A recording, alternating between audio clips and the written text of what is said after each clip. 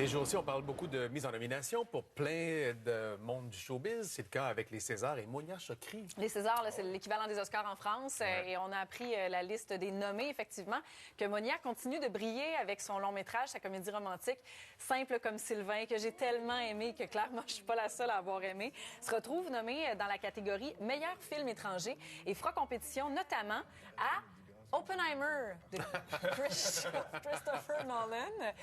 Je capoterais de voir Simple comme Sylvain remporter le prix devant Oppenheimer. Il y a le directeur photo québécois aussi, Nicolas Bolduc, qui est nommé pour le César de la meilleure photo pour son travail dans les deux films de la saga Les Trois Mousquetaires. On va connaître les gagnants le 23 février, alors que la 49e cérémonie des Césars va se tenir à l'Olympia de Paris. On avait déjà un aperçu de la programmation du Festivois de Trois-Rivières. Là, on y va avec d'autres noms importants qui ont été nommés. On continue avec une nouvelle vague et c'est des noms qui donnent le goût à Mathieu de s'organiser une petite soirée punk rock. C'est réglé. Mon frère m'a écrit, puis mon groupe Facebook Trois-Rivières aussi, là, avec les amis, on s'est tout écrit. Ben, on est là le premier. Mais tu sais, c'est parce que le Festivois, c'est comment frapper fort, c'est aller chercher aussi différents publics et avec les artistes qui ont été ajoutés à la programmation. On connaissait déjà Rise Against, Florida, Cypress Hill, Charlotte Cardin, Live prochainement, d'ici l'événement qui va se tenir du 27 juin au 7 juin. À l'automne. C'est une magnifique... Ah oui, hein? Samedi bien soir. habillé pour enfants. Et aussi par... Prochainement, d'ici l'événement qui va se tenir du 27 juin au 7 juillet, les billets journaliers sont en vente sur festivois.com. Je suis intrigué aussi par le spectacle de Marie-Annick Lépine, les Cowboys. Ouais. Bien, elle fait carrière aussi c'est solo ça, pour surtout de la musique pour enfants, mais là, je suis curieuse de voir de quelle façon ça va se traduire dans cet événement-là. Bravo à Émile Bilodeau, en passant, qui était dans le spectacle à Bromont à moins 20 en fin de semaine. Ah oui, hein? Samedi bien soir. habillé. Là, il nous présente un nouveau vidéoclip maintenant. C'est un vidéoclip magnifique. Vous savez qu'il adore son Québec et il met bien en valeur dans ce vidéoclip pour sa pièce Fleuve qui se retrouve. Autre chose, envie de voir autre chose. Et nous, on va entendre autre chose avec un groupe acadien maintenant. Eh oui, ça m'est tout de suite tombé dans l'oreille. Et c'est la journée tout indiquée pour vous parler de Peanut Butter Sunday, puisque c'est la journée internationale du beurre de peanut aujourd'hui. Juré, tout est aligné pour cette nouveauté qui s'intitule Fort McMurray et qui met la table à un tout premier album qui va voir le jour plus tard cette année. C'est un hymne aux gens cassés qui rêvent d'avoir une vie financière stable. Je vous laisse entendre, alors que vous pourrez également assister au spectacle du méga tour de Peanut Butter Sunday à Rimouski le 1er février, ensuite Alma, Québec, Lavaltrie, Saint-Hyacinthe, Montréal et Ottawa. Ah, 64.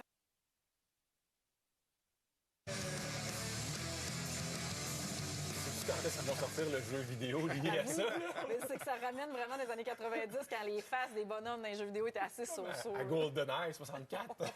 Gabriella, la chanteuse musicienne, revient au Québec. Elle a annoncé effectivement ses dates de tournée chez nous. Elle a lancé dernièrement un nouvel extrait, 5 AM, qui cumule tout près d'1 million de l'album Hot Fuck.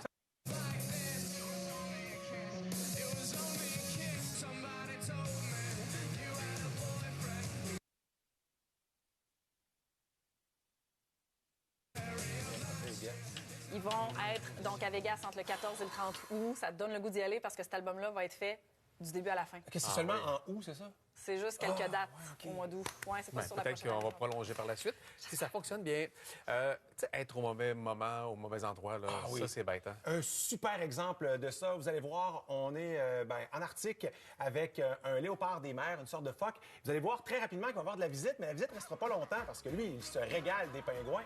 Alors, regardez bien. C'est quand même assez amusant de voir à quel point on blaire vite le danger. Regardez bien. Et hop! Hop là! Ouais, exactement. Ce qui est passé par la tête, c'est sûr qu'il a dû dire un fuck. Genre, je suis dans le trouble. C'est sûr et certain. Ça faisait pas longtemps, là. Il ne fait que passer. Étonnamment, cette vidéo-là est déjà vue par des millions et des millions de gens sur TikTok. Il y a un papa qui crée une nouvelle passion pour son enfant, Mathieu. Oui, parce que c'est important d'initier les enfants à toutes sortes de saveurs, à toutes sortes de mets. Et là, bon, t'es en train de voir ton équipe favorite, les Penguins de Pittsburgh. Et là, tu dis, bon, juste une petite gorgée de milkshake. Tu sais, ça peut pas faire de mal. Mais finalement, il aime peut-être un peu plus ça que prévu. Là. Ah, il lâche pas la paille, là. Non. Lui, c'est terminé. Il a vraiment trouvé chaussure à son pied. Il va avoir un brain freeze. C'est dans sa palette de goût. Oui, effectivement.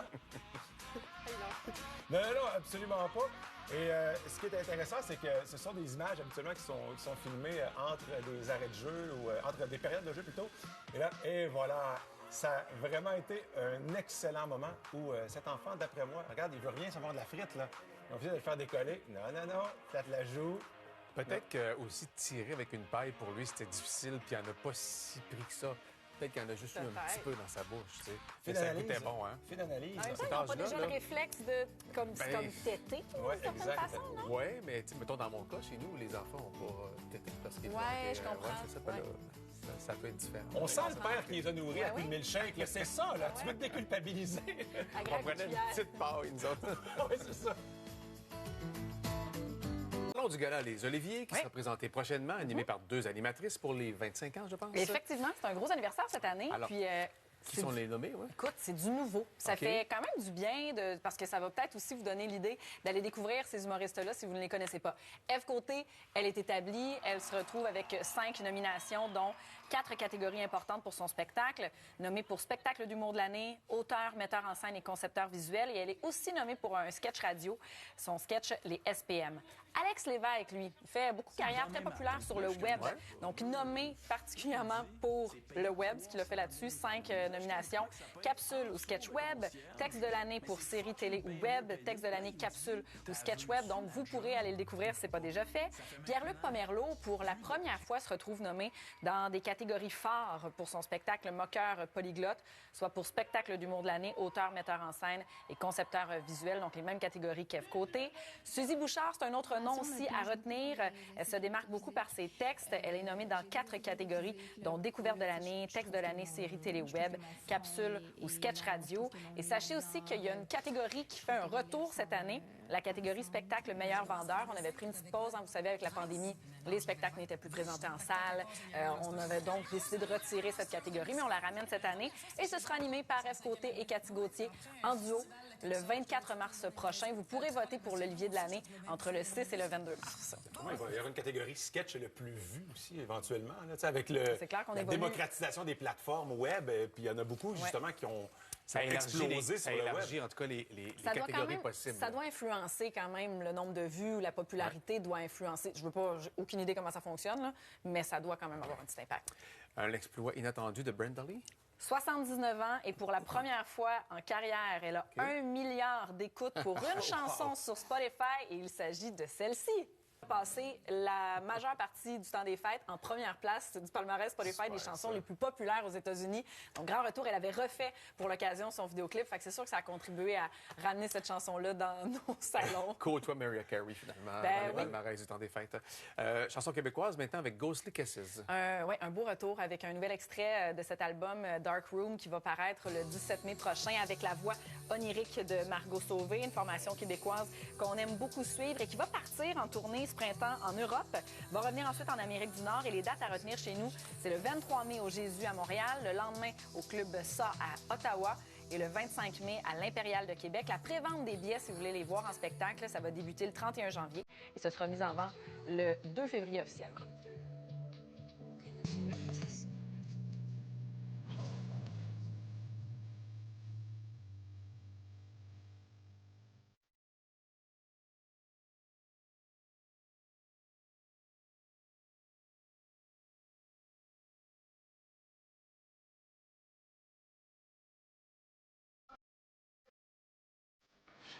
À la télé, maintenant, une première ce soir pour 5 gars pour moi. Oui, puisqu'on aura un premier candidat gay qui va recevoir chez lui 5 candidats et peut-être trouvera-t-il l'amour. Il s'appelle Tristan, il a 28 ans, il est de l'Estée et il est entrepreneur en marketing. Il est prêt pour une relation stable et durable. Alors, vous pourrez découvrir ce soir, 20h, à TVA et TVA+, les 5 gars qui vont tenter de conquérir son cœur. Aujourd'hui, c'est tellement facile, Instagram, Snapchat, puis d'envoyer des photos à d'autres gars. Je trouve ça important, vraiment, la monogamie, puis d'être sincère envers l'autre, d'être honnête. Puis quand on dit qu'on est ensemble, c'est le respect. Moi aussi, je partage ça beaucoup. C'est une des choses assez importantes pour Assez moi. importante, oui. Dans le monde gay, rencontrer, c'est facile. Trouver quelqu'un qui veut du sérieux, c'est vraiment difficile. Je vais aller creuser là-dessus. à suivre dès ce soir. Oui. Gros week-end, gros week-end à Banff. Oui, oui, au centre-ville de Banff, c'était cette compétition de ski joring. Mais moi, je pensais que ski joring, ça impliquait un chien avec du ski de fond. OK. Et là, c'est plutôt des skis alpins avec des chevaux. Donc, c'est du ski à cheval. Faites attention si vous faites des recherches. Ne tapez pas cheval à ski parce que là, ça mélange un peu le style. Alors, voici ce que ça donne, la compétition, parce que les photos, les vidéos un peu plus, je dirais, travaillées, sortent depuis les dernières heures, même si ça se passait en fin de semaine. Il y avait beaucoup de gens qui filmaient. Mais là, ici, on a One World Drone qui nous montre quelques-unes des images et surtout des manœuvres qu'on arrive à faire avec des ralentis qui nous montrent vraiment la puissance de ces bêtes-là. C'est vraiment le fun à voir, pour vrai. Et ça me surprend et ça m'étonne. Notamment ce genre de manœuvre. On est maintenant rendu à faire des saltos arrière dans ce genre de compétition-là. Évidemment, il y en a beaucoup pour le plaisir, des compétitions d'habileté. Et c'est vraiment, mais vraiment spectaculaire et on le constate. Là, les prises de vue sont sensationnelles. Donc, si jamais ça vous intéresse, ski joring, Banff, vous allez faire un tour et puis il y en a vraiment pour tous les goûts. Et, les bêtes sont magnifiques aussi. Exactement. Puis je n'ai pas l'impression que ces animaux-là sortent souvent l'hiver, donc ça doit être un peu comme quelqu'un qui n'a pas fait de jogging depuis longtemps. Là. J'ai hâte de courir. Ben, t'as hâte de courir, hein? Mais les chevaux sont assez bien l'hiver à l'extérieur avec leur pelage Aucun d'hiver. doute. Ouais, c'est ça. Un cheval au printemps, il me semble que ça sort de l'écurie. Là. Te rappelles-toi de Mimi, hein? Oui, il n'y a pas juste les chevaux au printemps, des fois, qui ont envie de courir partout. On va parler du Festivois qui ajoute des noms à sa programmation. Oui, parce qu'on avait annoncé quand même des gros noms, là, puis on avait bien mis la table là, avec des artistes comme Rise Against, Florida, Cypress Hill, Charlotte Cardin, Live, Dean Lewis et Sale Barbe. Là, on a ajouté des dizaines de noms ce matin et je pense que ça fait le plaisir des gens. En tout cas, il y a des belles réactions autour de moi depuis ce matin. Vous voyez présentement les ajouts. Beaucoup de grands noms du punk rock. Pennywise, Goldfinger, Guttermouth, Grimmskunk aussi chez nous, en plus de Tea Party, Pink Martini, Marc Dupré, Isabelle Boulay, Michel Rivard, Guylaine Tanguay, Bleu Jeans Bleu, Ludovic Bourgeois, Marie-Hélène Thibert, Philippe Braque. Et ce n'est pas terminé. Il y a encore plus d'une centaine d'autres spectacles qui seront annoncés d'ici l'événement qui va se tenir du 27 juin au 7 juillet à Trois-Rivières. Je voulais aussi vous nommer Ariane Roy, Thierry Larose et Lou-Adrienne Cassidy qui vont être réunis à nouveau sur scène pour leur spectacle Le Roi, la Rose et le Loup. Sachez que les billets journaliers sont disponibles dès maintenant sur festivois.com. Cypress Hill puis Pennywise, c'est parfait. Je vais pouvoir revivre mon secondaire. C'est vraiment ça. J'ai vécu mon secondaire. À Trois-Rivières. Littéralement. À la maison. Au bord du fleuve, en plus. C'est On se l'endroit rhabillera de la magnifique. même façon. Tu sais, vraiment revivre ça. Là. Ça sera pas beau. Tu prendras congé lundi.